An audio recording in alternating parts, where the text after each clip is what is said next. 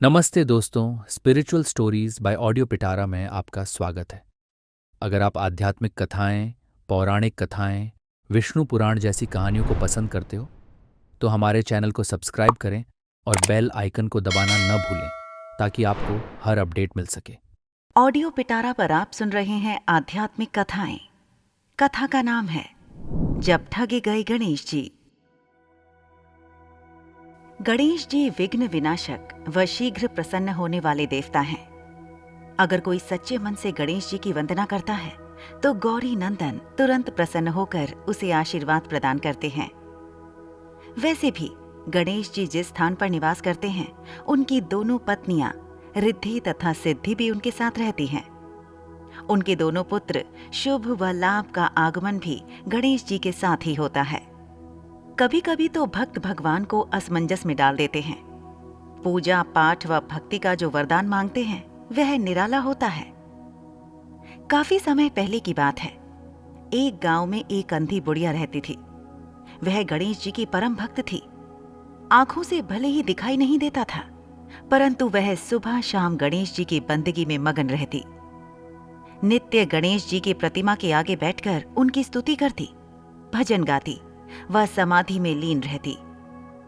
गणेश जी बुढ़िया की भक्ति से बड़े प्रसन्न हुए। उन्होंने सोचा, यह बुढ़िया नित्य हमारा स्मरण करती है, परंतु बदले में कभी कुछ नहीं मांगती। भक्ति का फल तो उसे मिलना ही चाहिए। ऐसा सोचकर गणेश जी एक दिन बुढ़िया के सम्मुख प्रकट हुए तथा बोले, माई, तुम हमारी सच्ची भक्त हो। जिस श्रद्धा व विश्वास से हमारा स्मरण करती हो, हम उससे प्रसन्न हैं। अतः तुम जो वरदान चाहो हमसे मांग सकती हो। बुढ़िया बोली, प्रभु, मैं तो आपकी भक्ति प्रेम भाव से करती हूँ। मांगने का तो मैंने कभी सोचा ही नहीं, अतः मुझे कुछ नहीं चाहिए। गणेश जी पुनः बोले, हम वरदान देने के लिए आए हैं। बुढ़िया बोली, हे सर्वेश्वर, मुझे मांगना तो नहीं आता। अगर आप कहें तो मैं कल मांग लूंगी। तब तक मैं अपने बेटे व बहू से भी सलाह मशवरा कर लूंगी।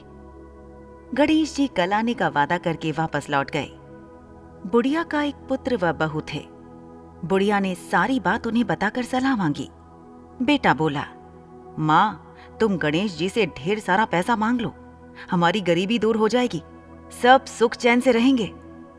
बुढ़िया की बहू बोली, नहीं, आप एक सुंदर पोते का वरदान मांगे, वंश को आगे बढ़ाने वाला भी तो चाहिए।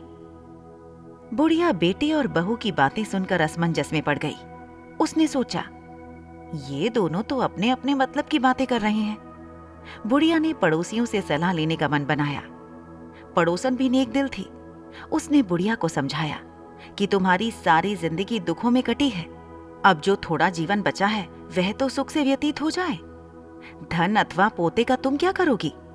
अगर तुम्हारी आंखें ही नहीं हैं, तो यह सांसारिक वस्तुएं तुम्हारे लिए व्यर्थ हैं। अतः तुम अपने लिए दोनों आंखें मांग लो। बुढ़िया घर लौट आई।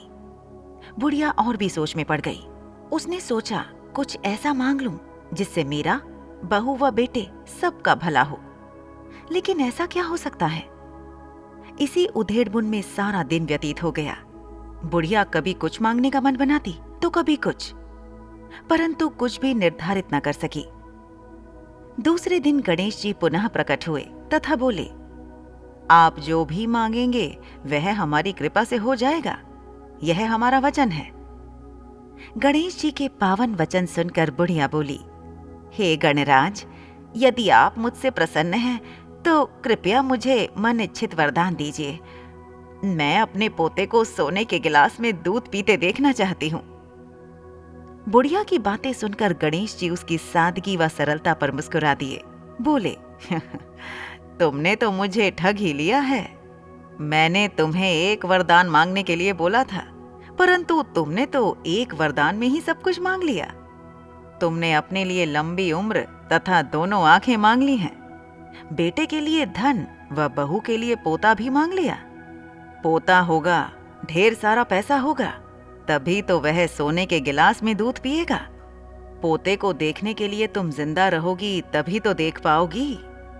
अब देखने के लिए दो आंखें भी देनी ही पड़ेंगी। फिर भी वह बोले, जो तुमने मांगा वे सब सत्य होगा। यूं कहकर गणेश जी अंतर्ध्यान हो गए। कुछ समय पाकर गणेश जी की कृपा से बुढ़िया के घर पोता हुआ। बेटे का कारोबार चल निकला तथा बुढ़िया की आंखों की रोशनी वापस लौट आई। बुढ़िया अपने परिवार सहित सुखपूर्वक जीवन व्यतीत करने लगी। दोस्तों, आपको ये कहानी कैसी लगी हमें ज़रूर बताइएगा। लाइक और कमेंट कीजिए और अपने दोस्तों के साथ ये कहानी ज़रूर शेयर कीजिए। Thank you so much. Audio पिटारा सुनना जरूरी है।